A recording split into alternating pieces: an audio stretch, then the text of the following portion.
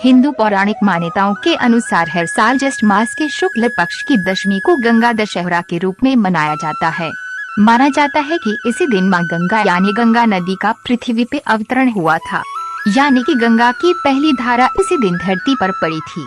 गंगा नदी को पृथ्वी पे लाने का श्रेय अयोध्या के इक्ष्वाकु वंश के राजा भागीरथ को जाता है, इसीलिए गंगा को भागीरथी भी कहते हैं।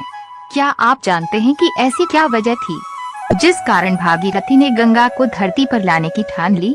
आइए जानते हैं इसकी कहानी। नमस्कार और स्वागत है आपका हमारे नए चैनल द स्पिरिचुअल रियल्म पर। बहुत समय पहले सूर्यवंशी राजा दिलीप के पुत्र भगीरथ नाम के एक प्रतापी राजा पृथ्वी पर शासन कर रहे थे। उनके पूर्वजों को कपिल मुनि के श्राप ने भस्म कर दिया था। केवल मां गंगा ही उनका उद्धार कर सकती थी। अतः अपने पूर्वजों को श्राप से मुक्त करने के लिए भगीरथ ने गंगा को पृथ्वी पर लाने का प्रण कर लिया। गंगा तो स्वर्ग में बहती थी, उसको पृथ्वी पर लाना असंभव था। मां गंगा को धरती पर लाने के लिए भगीरथ ने अन्न और जल त्याग कर तप करना प्रारंभ कर दिया। बहुत समय पश्चात गंगा भगीरथ की तपस्या से प्रसन्न हुई और भगीरथ को स्वर्ण के धरती पर आने का आश्वासन दिया।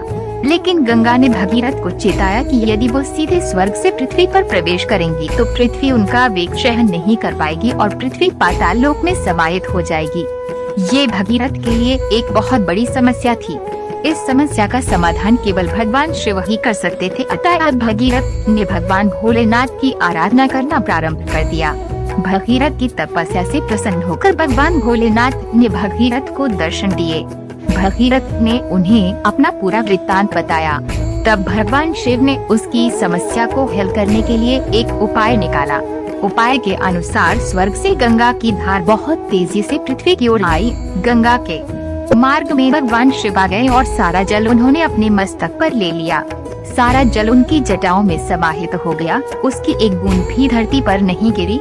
फिर भगवान शिव ने गंगा की धार को 7 धाराओं के रूप में पृथ्वी पर प्रवाहित किया और इस प्रकार गंगा का पृथ्वी पर प्रवेश हुआ और भगीरथ के पूर्वज भी श्राप से मुक्त हो गए। मित्रों, ये तो थी राजा भागीरथी और मां गंगा की कहानी। आपको ये कहानी कैसी लगी हमें कमेंट करके जरूर बताएं। हमारे वीडियो को लाइक करें, सब्सक्राइब करें और बेल आइकन को प्रेस करना ना भूलें। आज के लिए बस इतना ही।